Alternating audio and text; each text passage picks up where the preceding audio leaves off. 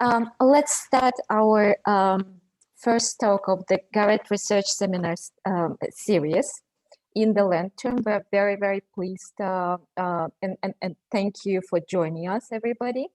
I hope that you will enjoy this this research seminar as well.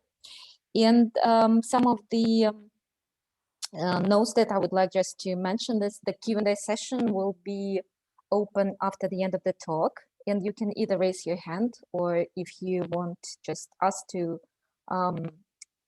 read your question, you can use the chat.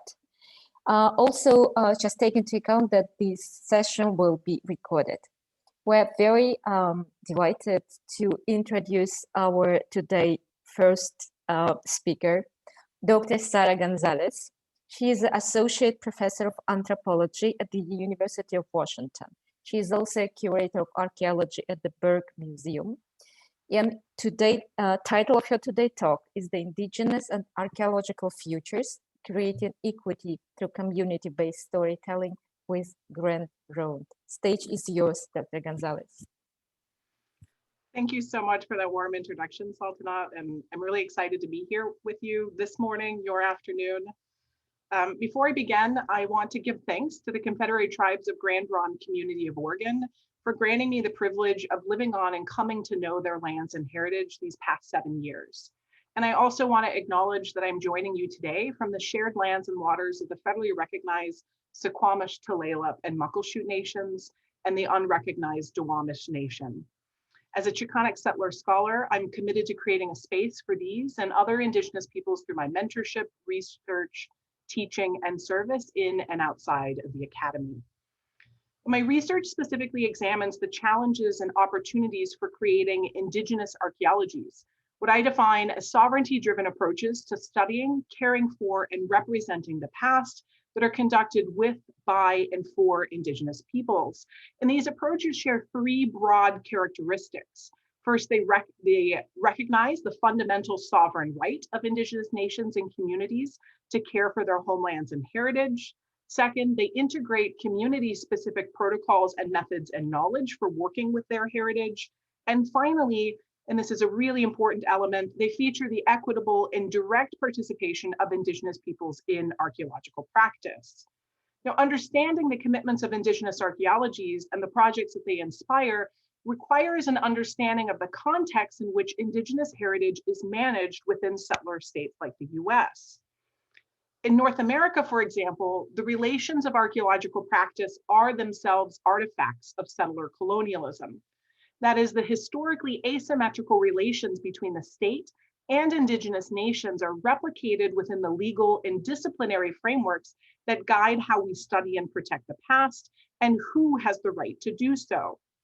For example, US heritage laws charge archaeologists with the legal stewardship over the archaeological record. And this authority is predicated on the systematic occupation and dispossession of Indigenous peoples from their homelands.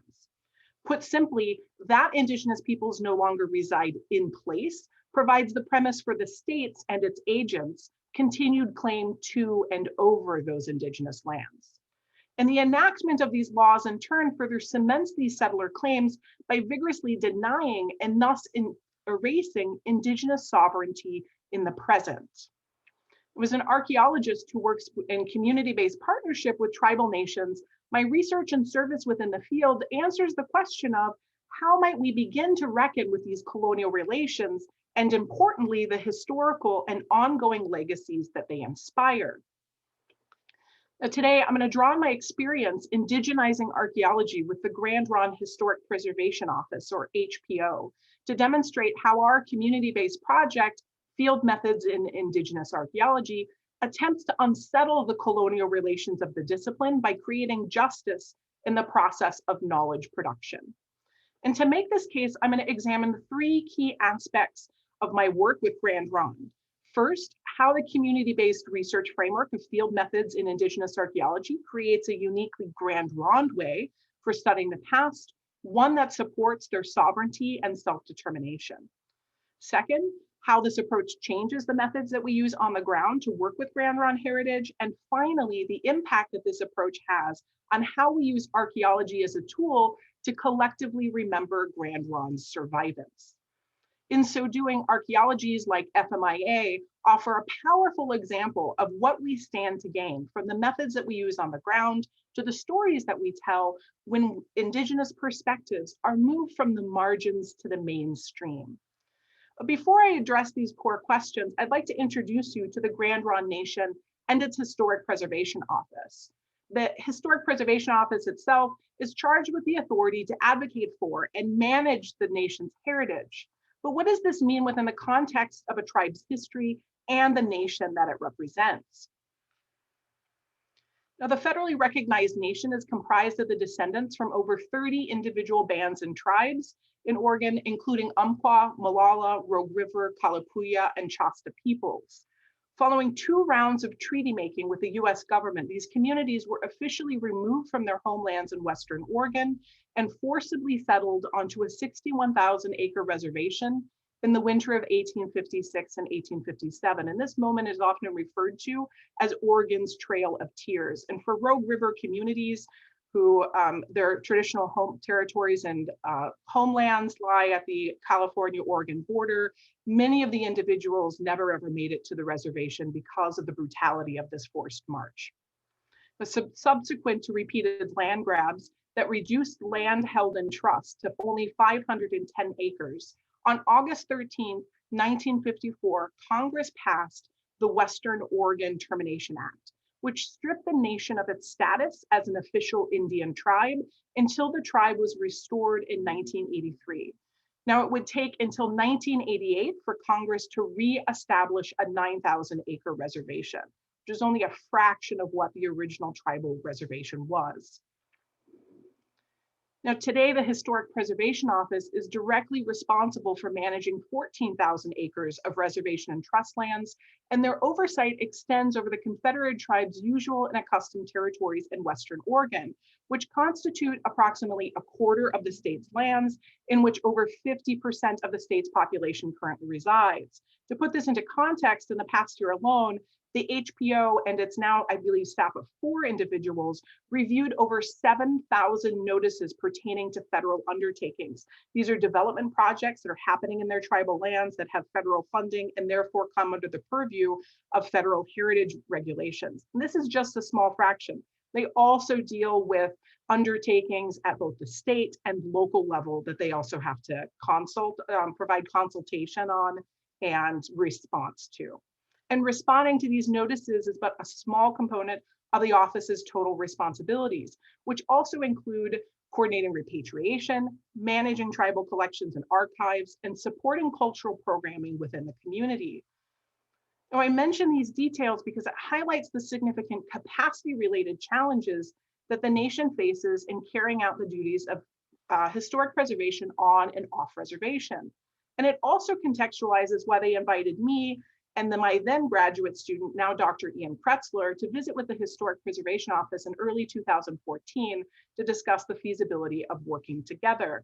Now, this invitation didn't come out of thin air. I've known members of that office since 2010. We've worked together on a number of service-related activities for the Society for American Archaeology. And they were also very familiar with my work, my community-based work with tribal nations in California. What emerged from that initial conversation was field methods in Indigenous archaeology, which I've co-directed with the Historic Preservation Office for the past 7 years. Now, there's 3 capacity building goals of this overarching project. The first involves the development of a low impact archaeological and historic preservation plan that prescribes where and how to use archaeology as a tool of heritage management on the tribal lands, on the reservation. Our second goal involves the initiation of archival, ethnographic, and field research that assists with the remembering and witnessing of Grand Ronde's survivants. That is understanding how the tribal nation became and continues to be a thriving community, even while contending with the dispossession of and dislocation from their homelands. And the final project consists of the creation of a community-based field school that offers training in tribal historic preservation to undergraduate and graduate students. And this field school serves as the primary context for undertaking the prior 2 projects. And while I'd love to dive deeper into each of these projects, for our purposes today, I'm going to focus my comments on the first two capacity building goals, as they encapsulate the very real methodological, interpretive, and relational outcomes of the Indigenous approach to archaeology that FMIA has created with Grand Ronde.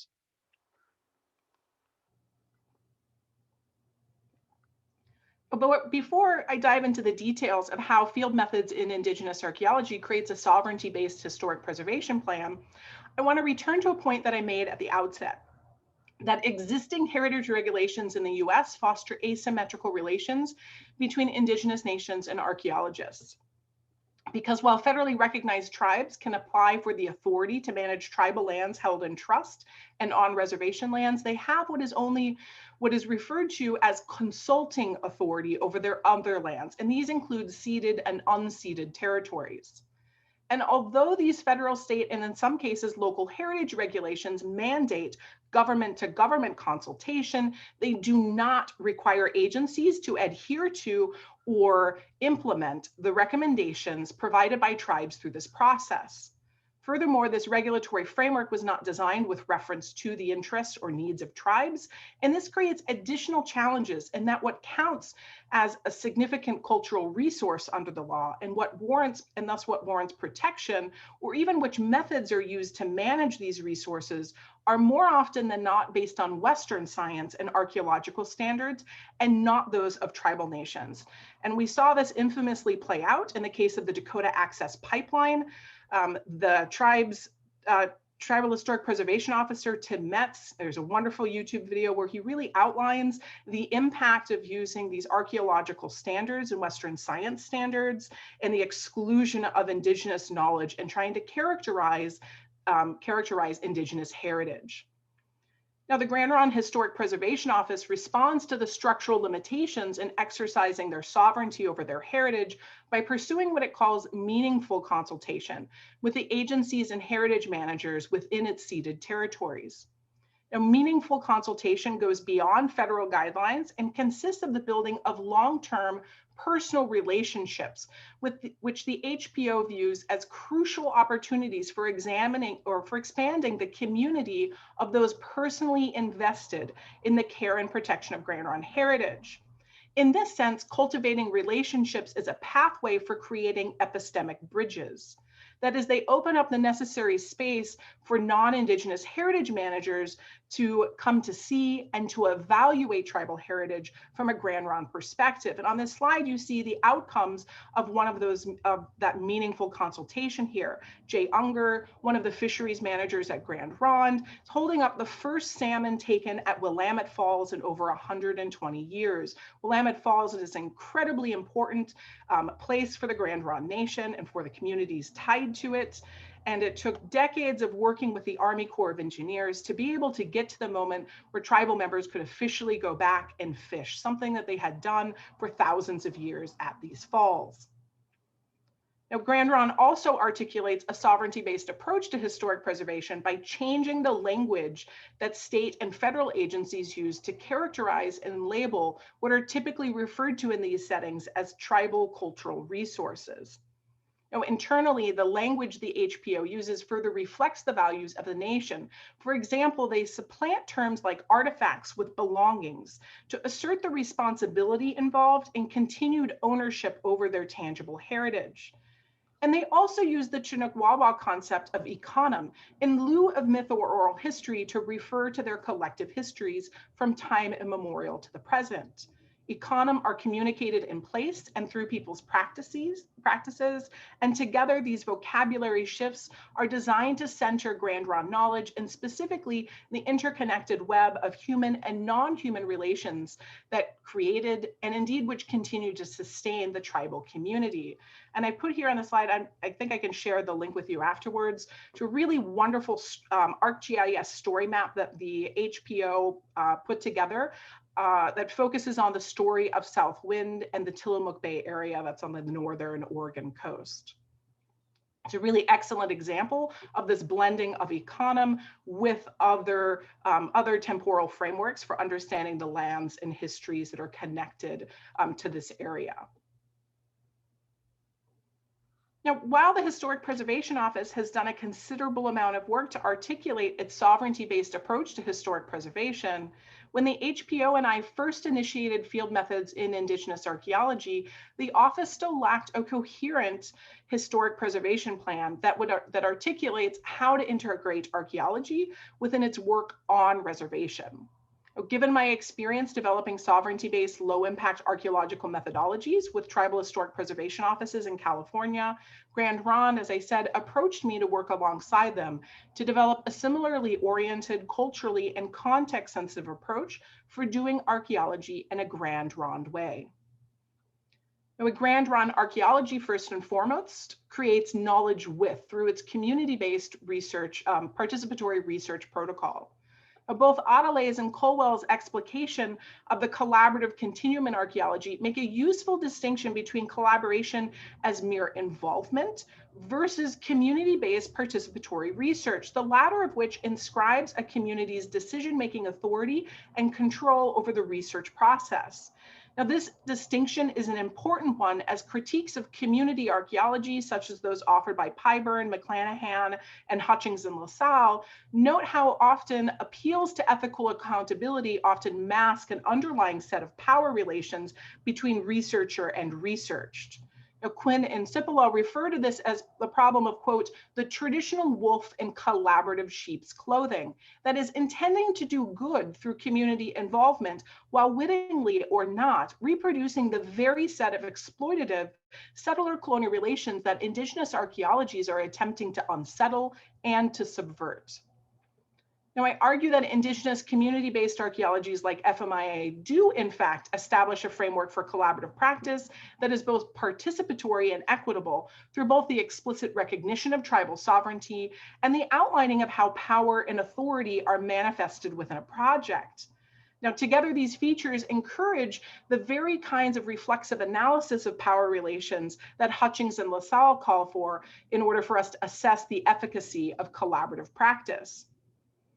Now, while it's outside of the scope of today's talk to examine each element of the FMIA protocol, which you see here on the slide, and I'm happy to come back to this in the Q&A, I want to emphasize how the process of creating knowledge with Grand Ronde inscribes their decision-making authority at each stage of research, from approval of research to deciding the appropriate venues for sharing project outcomes. Furthermore, the guidelines you see here address what participatory practice looks like for the HPO, for tribal members, and for our research partners. In doing so, this protocol reframes research as a tribally led and co-investigatory process, the goal of which is two-pronged: to integrate community needs and knowledge into all aspects of our work, and to produce work that ultimately benefits the community. Now, these features in turn foster community and partner relations that are grounded in the values of respect, trust, reciprocity, and importantly, equity. Given the fractious nature of our discipline's relationship with Indigenous peoples, fostering these values is itself a laudable goal, but approaching research as a social relationship, I think, achieves something more. That is, it establishes a basis from which partners can begin to examine the intersections and divergences between archaeological and Indigenous ways of knowing. Now, borrowing from philosopher Linda Alcoff's work, such epistemic diversification, the ability to work with multiple ways of producing knowledge, expands our ability to holistically pose and answer questions. I argue that what is transformative in community-based research is that Indigenous ways of knowing and bodies of experience frame the research process and thus directly inform how we recognize evidence as such, as well as the methods that we use to gather, work with, and interpret that evidence. For example, in my work with Grand Ronde, engaging with Econom encourages us to think about the relationality of Grand Ronde's communities to their homelands from time immemorial to the present.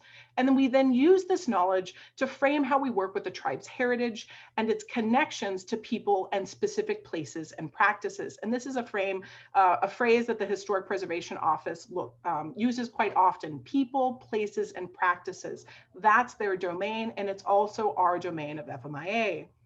And it's from the starting point that we begin to integrate other knowledge resources, from the historical record to the observations that we use, that we make using archaeological and environmental terms to develop holistic, diachronic, and multi-scalar understandings of Grand Ronde heritage.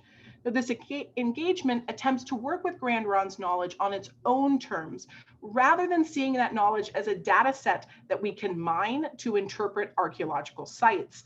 This is a really important point, one that relates not only to how archaeologists work with Indigenous knowledge, but also what we imagine the benefits of collaboration to be. Reviews and discussions of collaborative archaeologies and more broadly applications of Indigenous knowledge in science studies often emphasize what I call the issue of access. That is, collaboration is framed in terms of what we might gain by gaining access to Indigenous knowledge. And we've seen this a lot in discussion, for example, of Indigenous landscape, Indigenous methods for tending the landscape, in which Indigenous knowledge is proposed as like a panacea to solve our pending climate change crisis. In California, Oregon, and Washington, and Western Pacific here, we have a lot of this work going on around fire ecologies that is integrating Indigenous knowledge. In ancient DNA studies, you also see where obtaining consent becomes the focal issue for being able to study the past. It's if only we can get access, then we can unravel all of these questions. But such framings are instrumentalist, and they miss the larger point about what Indigenous nations are calling for: engagement with Indigenous knowledge and communities on their own terms, and without stripping that knowledge from its necessary cultural and spiritual contexts. Also missing here in evaluations of collaborative practice are considerations of how addressing problems across Indigenous and archaeological epistemologies and ontologies can change the science itself in significant ways.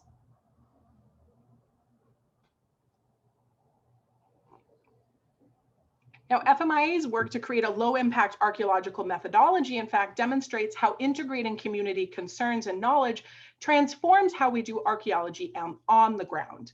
And it does so in ways that I think improves ours, that is science's, ability to care for the past in ways that center the needs of Indigenous nations. Using archaeology as a tool to manage Grand Ronde heritage raises significant concerns in community. Namely, the community connects physical disturbance of ancestral sites and belongings to negative health impacts. The primary way that we minimize the potential to create harm by doing archaeology is to integrate Grand Ronde cultural protocols into our personal practices. And I'd love to talk more about this in the Q&A, but I want to focus on the second aspect of how we minimize harm. And that is, we minimize harm by minimizing our disturbances of the earth through the application of our low-impact archaeological methodology. Many of the methods we employ in this multi-stage field methodology are increasingly common in academic archaeology, and especially so in work undertaken by tribal archaeology programs and historic preservation offices. But it would be a mistake here to envision how such minimally or non-invasive methods may facilitate collaboration with tribal nations without also considering how such collaboration contributes to the further refinement of these methods in the field. Now, in my experience as co-director of 3 community-based research projects, collaborative thinking with tribal heritage managers results in creative and rigorous assessments of archaeological methods and methodology. Now, specifically, these collaborations inspired the development of the catch and release surface collection strategy. This is a form of intensive site survey and surface collection that provides for in-field curation of belongings within their original 1 by 1 meter unit provenience after in-lab analysis and digital documentation. Now, I initially developed this method as part of my dissertation research with the Kashiapomo Interpretive Trail Project, and I've since worked with the Amamutsan Band of Ohlone and now Grand Ronde to adapt this method to the unique cultural and physical contexts of ancestral places within their homelands. While the American Cultural Resources Association and the Society for American Archaeology recently released a report that was critical of what it refers to as no collection methods, I want to emphasize that it fails to cite any relevant literature on no collections policies such as this one. Furthermore, the report characterizes tribal perspectives as antithetical to a preservation ethic. It ignores legal mandates for government-to-government consultation, and it suggests that there is no value in integrating Indigenous concerns into archaeological collection and curation strategies. But my long-term study of catch and release at Fort Ross, Pinnacles National Park, and the Grand Ronde Reservation demonstrates the great utility of this method from both an Indigenous and an archaeological perspective. The benefits include minimal to no impacts to the integrity of in situ deposits from either the method of collection or reburial of belongings.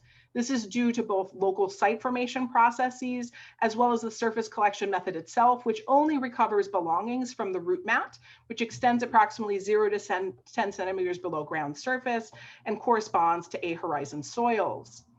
Now, in addition to minimal site-related impacts, the method offers a sustainable survey method, one that expands opportunities for long-term site monitoring as the study population, in this case, surface-located belongings, remain curated in place rather than in a repository.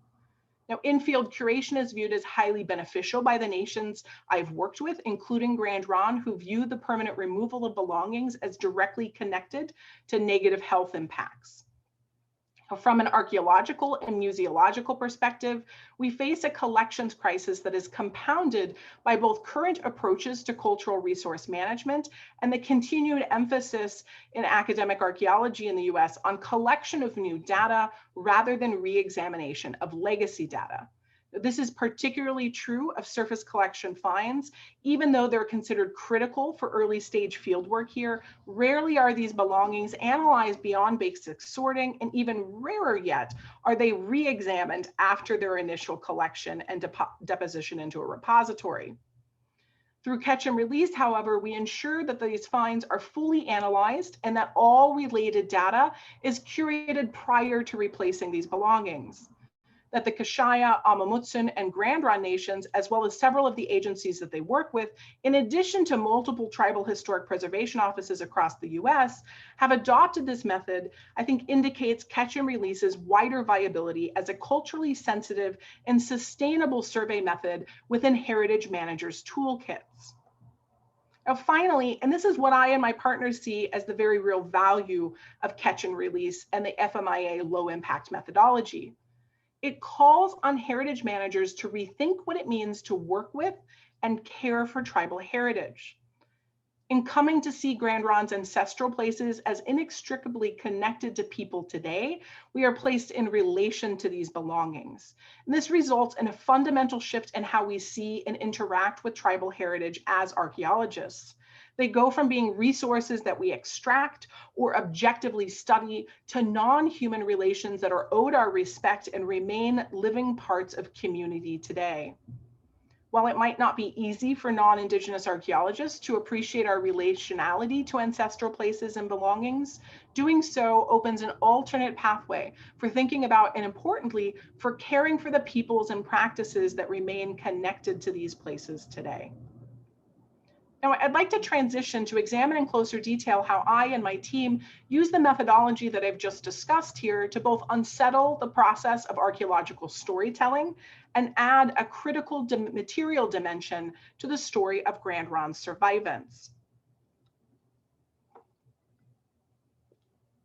Gerald Visner, an Anishinaabe scholar and storyteller, presents acts of survivance as continuations of Native stories. These are channels through which Native presence is brought into the world. Visner also casts survivance as, quote, a narrative resistance to absence, literary tragedy, nihility, and victimry. In this framing, survivance isn't just something that happened. It's a literary device for unsettling settler colonial narratives. Specifically in his own poetry and stories, he uses the traditions of Native storytelling and specifically irony to disrupt terminal narratives about, quote unquote, vanishing Indians. And he does this by connecting past events to their lived reality in the present. Framed thusly, Indigenous peoples are not simply passive reactors to colonial violence and oppression, but they are the storytellers of their own existence from the past into the present and future. At Grand Ronde, we've approached doing archaeology on reservation as a process for reawakening stories of survivants so that they may be remembered, retold, and re-experienced by community members. FMIA's role in this process is not to narrate these stories, to assume the role of storytellers. Rather, we approach our work as a form of active listening or witnessing, and we recognize that Indigenous communities' stories of survivance exist without our interventions. In positioning ourselves as listeners, as active listeners, we seek to challenge the relations of knowledge production that have traditionally excluded communities like Grand Ronde from narrating their own histories.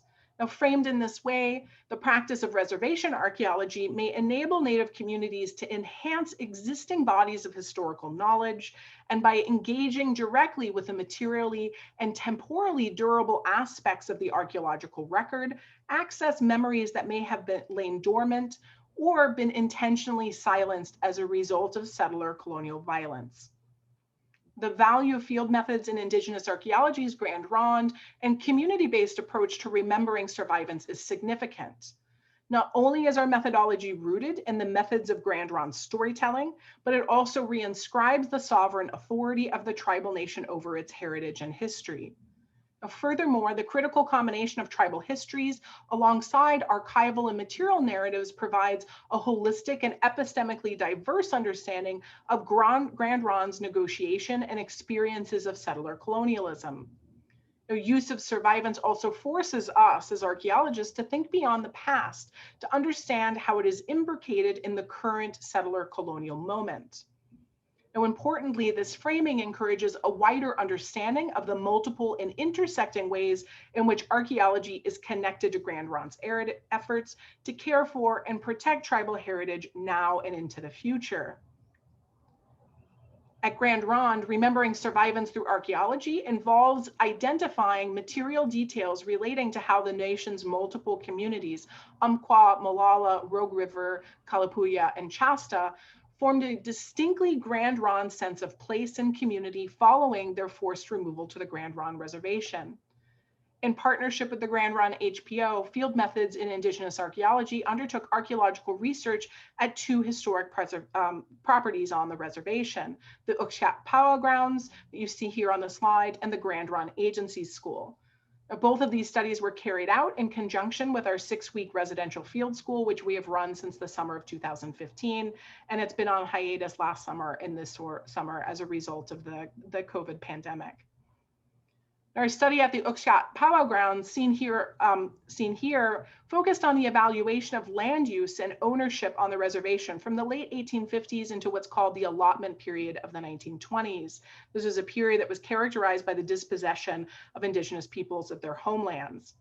Now, this is a project that Dr. Ian Kretzler and I completed as part of his dissertation research. And the investigation of the Grand Ronde Agency School, which I'll talk here about in a little bit more detail, is part of a long-term investigation of experiences of schooling and what it has meant to grow up Grand Ronde. I've carried out this latter project with Dr. Eve Dewan, who just finished her dissertation at Brown University. The Grand Ronde Agency School was one of at least 5 that were located on the reservation. And this one specifically was operated by the Bureau of Indian Affairs as a day/boarding school from the 1890s until termination in 1954. Subsequent to the school's closure, the Schoolhouse building and property served as a space for religious and cultural community events until it was demolished in early 2015 due to its deteriorated structural integrity. Like many of the other schools, children were trained in a variety of occupations: blacksmithing, sewing, farming, housekeeping, and this approach reflected the school's civilizing mission. Even so, the agency school is remembered fondly by community members because at various points in its history, including in those latter years, tribal members served as educators and as administrators. This experience stands in stark contrast to those associated with other Indian schools, such as the Chamawa Indian School, the regional boarding school located in Salem, about 40 minutes away from Grand Ronde Reservation, which Grand Ronde children also attended, or even the St. Michael's Catholic School, which was the focus of Dr. Dewan's research and literally located just across the street from the agency school. Now, in choosing to begin FMIA's work at the agency school, we and the HPO sought to tell a counter story to tribal education, one that acknowledges the continuing importance of education in community today, as well as in the past. Considering that FMIA was planned as a long-term partnership, we felt that it was important that our work to remember Grand Ronde survivants begin in a good way by remembering stories of hope, pride, joy, and belonging, rather than perpetuating the tendency for outsiders to encourage Indigenous and other marginalized peoples to, as Bell Hooks says, only speak their pain. This is a really important point. Often the only authentic narratives that are recognized by outsiders are the ones that are marked by despair and tragedy. While there's continued skepticism expressed within the Grand Ronde community regarding the cultural appropriateness of unearthing belongings, there's also been a consensus among tribal members that there is value in remembering tribal history through archaeology. As we've begun to initiate oral history interviews with elders, fragments from the past recovered from the Schoolhouse privy, metal hair barrettes that were faceted to look like they were encrusted with rubies or garnets, Beeman's chewing gum wrappers, child-sized pairs of scissors, still sharpened pencils worn down until they were stubs. I think these are my favorite. I don't know, just the absolute, you know, it's like childhood encapsulated here. We found slivers of chalk and even still vibrant pages of 1930s era comic books that were preserved in the privy. These things have ignited discussion and dialogue in community about what it was like to grow up Grand Ronde. And certainly without these tools, the community would still remember. But the tactile sense of history encapsulated in these belongings elicits strong emotional and memory triggers that have led elders and community members to share with us. But it's important to note that remembering is often difficult. The current generation of elders were children when their nation was terminated. And many of their families resettled onto reservations or in nearby cities until the tribe's reservation lands were restored in 1988. But the Historic Preservation Office and I have been struck by the willingness of tribal members to work with our project, from sharing their stories to visiting the project on site to directly participating in the training program as students. That these engagements have occurred at such an early stage in FMIA's partnership with Grand Ronde suggests that the relationships that we've cultivated through our work in community has made a positive impact. While this is true, we ultimately believe that it's the fact that we practice archaeology in a Grand Ronde way. That is, we've created a culturally appropriate and respectful process for sharing tribal history, that this is what has facilitated community members' desire to collectively remember the traumas of the past alongside the fuller spectrum of what coming to live in community at Grand Ronde has meant. As FMIA's field-based and oral history projects progress, I'm currently working with the Historic Preservation Office and Culture Department on the planning for a public exhibit at Chichalu, the Tribal Museum. Our goal here is to mobilize the knowledge that's been remembered and witnessed through FMIA and bring it back into community today. Now, as I wrap up this afternoon, I want to discuss what I see as two impacts of the work that I've just described. First, oral and documentary Indigenous histories, particularly those surrounding traumatic events such as removal and schooling, often contain silences born out of state indifference and community attempts to place these experiences in the past. Yet as Maori scholar Linda Tuhiwai-Smith reminds us, remembering can be a first step in a process of healing and transformation. FMIA and the Grand Ronde HPO believe that archaeology has a role to play in addressing the silences in Indigenous history when such work is directly directed by communities themselves.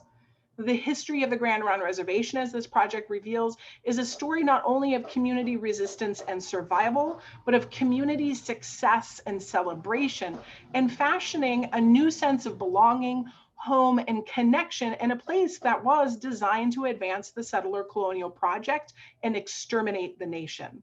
And indeed, the settler colonial state was successful in terminating the nation for several decades. Second, while I didn't discuss the final capacity-related goal of archaeology practice with Grand Ronde, that is the development of our field school, it is an integral component of the research that I've just described. Not only is it specifically designed to enhance the capacity of the Historic Preservation Office to do necessary research, but it's also the primary venue for training the next generation of Grand Ronde's historic preservation staff. The HPO is proud of the fact that the Tribal Historic Preservation Officer has always been a tribal member, and through this program, we seek to ensure that that remains the case into the future. But as we take stock of Indigenous and collaborative archaeology's contribution to our discipline, there's an opportunity here to ask how these forms of practice not only lead to a more equitable relationship within two Indigenous nations, but also how they might transform the relations that exist within our own disciplinary communities. Less than 10% of practicing archaeologists in North America are Indigenous or come from a historically excluded community in archaeology. In contrast, 40% of FMIA's over 40 graduates identify as Black, Indigenous, or people of color. In discussing with our students why they applied for and accepted admission into FMIA, students have specifically indicated that the field school made them feel like they could do archaeology in a different way, one that they didn't imagine was possible based on their prior archaeology experiences and training. Students have also noted how it felt to be part of a community and to not be the only one. And I argue that a key means of attracting and importantly retaining students from marginalized communities in archaeology involves changing how we do archaeology so that it's more inclusive of and safer for a wider body of archaeologists. Now, FMIA seeks to unsettle the hierarchical relations of archaeological practice by cultivating knowledge with all of our partners, and this includes our students. And in structuring our relations around the values of respect, reciprocity, and care, and making space for participants to bring their full selves, our aim is to build the capacity of our students as co-investigators, that's a difficult word, who have a stake in our collaborative work as full research partners.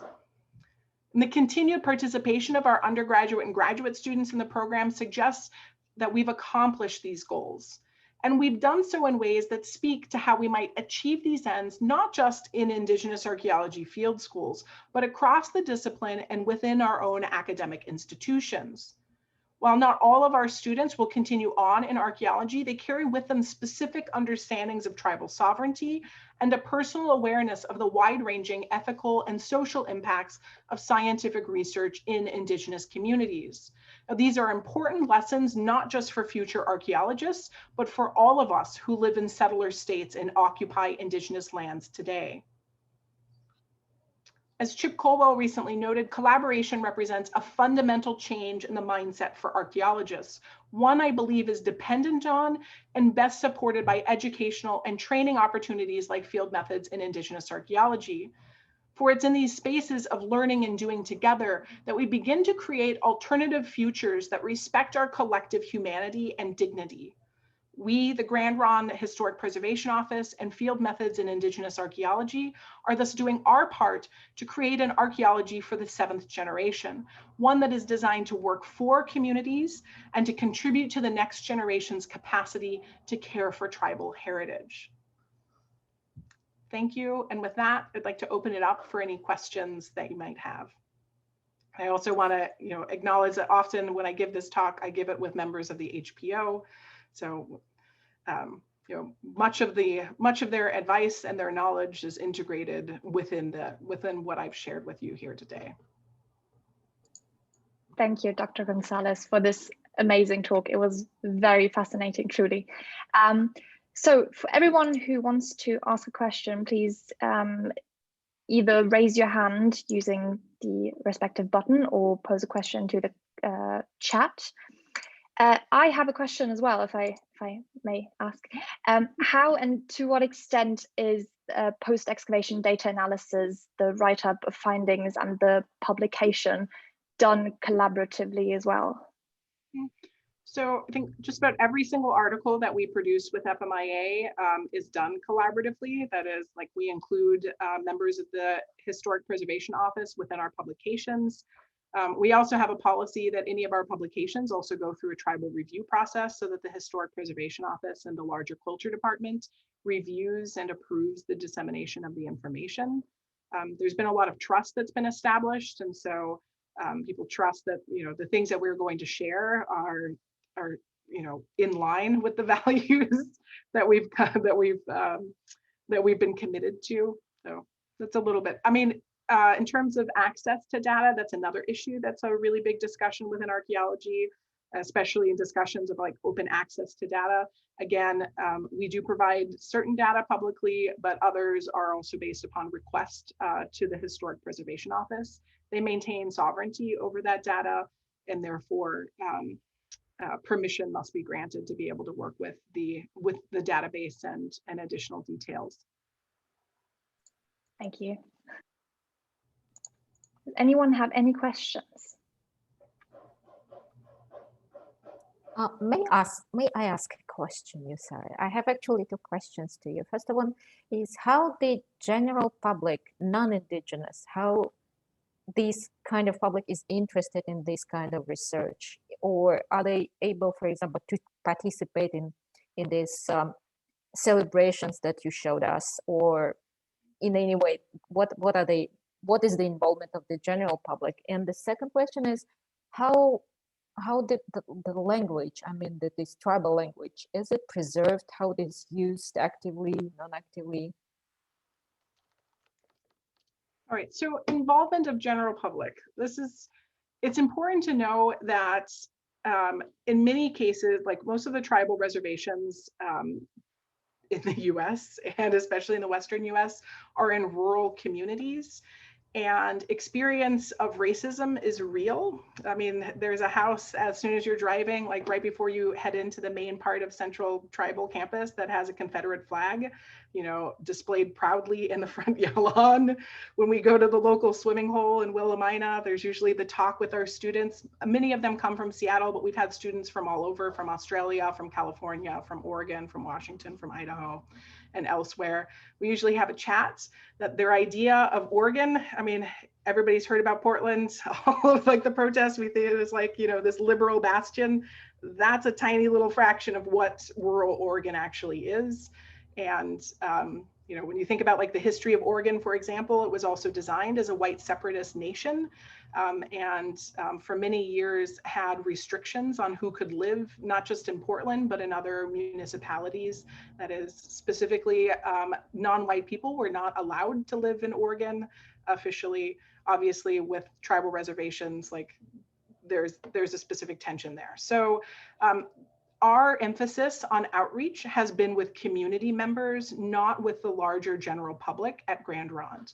Now, off reservation, we've done a lot of work to be able to share the knowledge that's generated through FMIA with a larger public. That includes, regular presentations at the Grand Ronde. They sponsor a history and culture summit every fall. So we present there. That tends to have a lot of the tribe's partners come, from education to fisheries to water to natural resources to historic resources. They come, we share within that space. We've also done many presentations for other tribal historic preservation offices and local conferences. And now at the Burke Museum, we're also doing virtual programming that kind of shares this information with a wider thing. It's important to note that our community involvement, the main community that we seek to interact with, is the tribal community. In that sense, the field school is open to tribal members. We invite them to come out. We also invite them to come and share meals with us. We're also present at all of the community events. Like I showed a picture of the Ukshat Powwow grounds during Veterans Powwow, and that's an open community space, and friendly members of the larger Grand Ronde and local community do attend that one. We also run a public blog and Facebook page that, again, that's one of our main outreach tools for both the tribal community who follows it and for a larger public to share with them our research. And I'm sorry, can you repeat the second question again? This was about the language, but the tribal language, how actively it is used, and is it preserved? What's going on with the language? Mm-hmm. So I mentioned that there's 30 different bands and tribes. Sometimes it's 27 to 30 different bands and tribes that are speaking languages within those 5 language families. That's a lot of language. There's been a lot of efforts to preserve the various languages, including Kalapuya, and the most frequent language that's taught within community, however, is Chinook Wawa. This is a dialect and or what's called a jargon that developed as a result of trade along the Columbia River. That's been the primary language that that's been communicated within community. That was the language that essentially facilitated all of these individuals to be able to communicate with one another, you know, when they were removed there in 1856, 1857. So the tribe's education department holds Chinook Wawa classes. There's a really beautiful dictionary, and there's also an app. So if you would like to download it, you can check out the Chinook Wawa app to learn some words and try your hand at Chinook Wawa. Anyone else have any questions? Please raise them now. Until then, I have another one again. Sorry, I'm sorry for for interrupting again. So I was wondering, you spoke about the excavations of the schoolhouse and schoolhouse area and materials being recovered from more recent material culture, namely 1930s. Is there any difference in how these materials are deemed significant or valued for the Grand Ronde as opposed to older materials that are being recovered? Or is there no difference in that? I would say there is no difference. I mean, this is, and actually, this is somewhat tangentially related to your question, Kim, but it's an important thing. So often, you know, I talked at the beginning about those 7,000 notices of federal undertakings projects that the tribe is asked to consult on, in addition to all of the other local projects. Most often, tribal historic preservation offices like theirs will only get notices that relate to ancient sites. So, you know, sites from the deeper past, because those are seen as being indigenous places. Whereas historic properties, you know, from the 19th century, mid-19th century on, they rarely get notices about those projects. And yet, as the Historic Preservation Office reminds us, like, Indigenous peoples, Grand Ronde peoples didn't just stop existing in 1850s. You know, they didn't just stop existing when they came onto the reservation. Many of those historic properties, and we're talking about lumber mills and hop picking encampments and paper mill sites, all of these other places, the majority of workers at those, they were indigenous. They were from Grand Ronde, they were from Warm Springs, they were from any of the other tribal nations and reservations around those areas. So these are themselves indigenous places. And one of the reasons why we have focused on more recent history is to remind the tribe's partners that Grand Ronde is interested in all of its history, including up into the present moment. And so our emphasis upon these projects is to demonstrate that to outsiders and also fulfill the desire for community members to remember these recent histories. Like that's, they have, you're talking about their grandparents and their great grandparents that, you know, you see in all of these photos, and we're a critical part of these spaces that are now coded as being white settler spaces. They weren't white settler spaces. They were native, and they were, they were also involved Japanese and Chinese migrant workers, and they were not like these like white imagined spaces that we think of now. Thank you. That makes a lot of sense. Thank you for clarifying that. I just saw that Mored Ryan posed something into the chat. Do you want to ask yourself? Yes, I will. Thank you. That was a really fascinating talk and very uplifting, I have to say. I was wondering, I mean, I think it's a great model for future education in general. And I was wondering, what resistance have you, do you envisage or have you experienced from current established methods of archaeology education and education in general? I would say we haven't really experienced a lot of resistance to the approach to education. Like we have an article in the Journal of Community Archaeology and Heritage that talks about the Indigenous pedagogy that we've developed as part of FMIA that integrates kind of Grand Ronde specific pedagogies as well as draws upon broader indigenizing pedagogies. And our approach kind of consists of creating knowledge with, so trying to create pathways for our students to become full partners in their own research and training, to dismantle these hierarchical relations, not just as they manifest themselves in archaeologists and relationships with Native peoples, but also how we relate to our students. I mean, it's a common experience in field schools, especially those run by, within North American universities. They're deeply hierarchical, that, it's just the field director directs them. Students will be put into a 1 by 1 meter pit or a trench, and that's the only thing that they ever see. They never get to use any fancy equipment. They never get to see all the other aspects. We also talk about an aspect of that is building knowledge in community, that is recognizing that when we are there on reservation and doing our work as archaeologists, the archaeology looks a lot different. It's not, the primary emphasis isn't just on excavating or fulfilling our own goals, it's supporting broader initiatives within the community. We do everything at night from beading beargrass beads. It's a local plant that very complicated weaving method.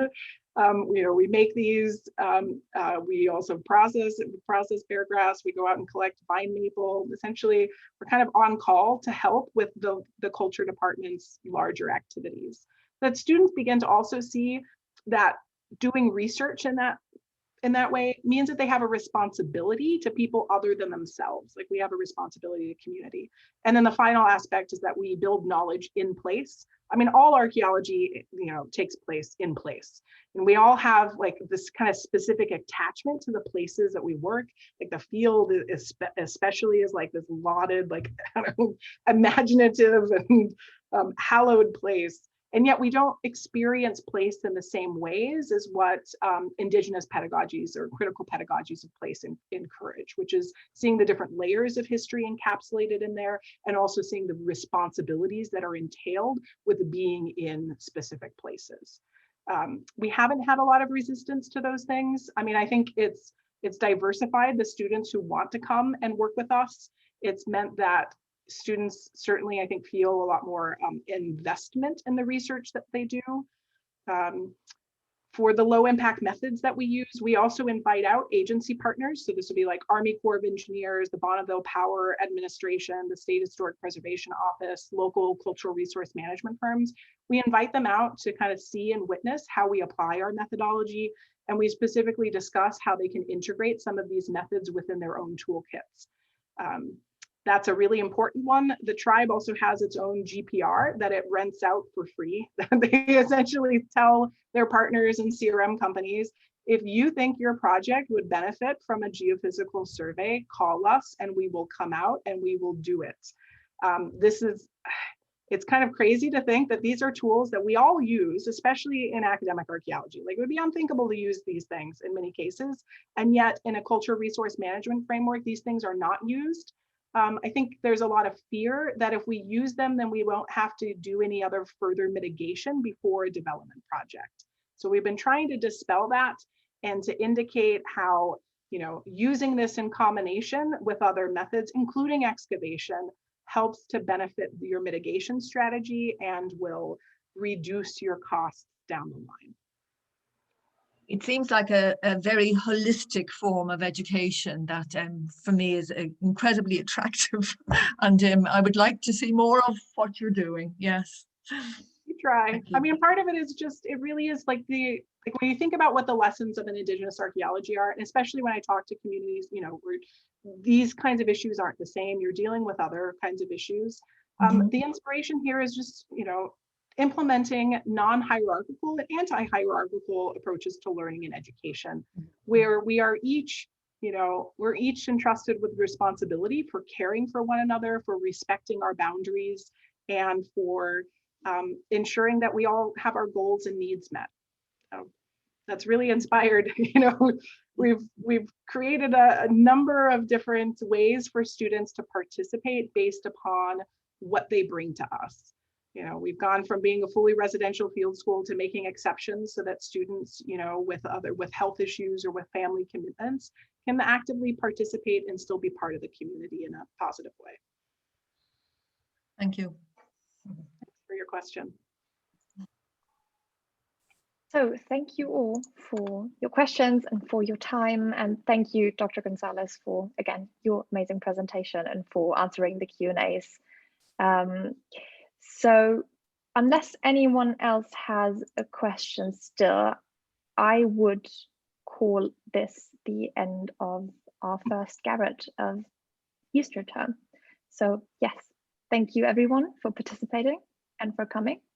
And we will see you again in 2 weeks, hopefully. All right, thank you all. It was great to be in conversation.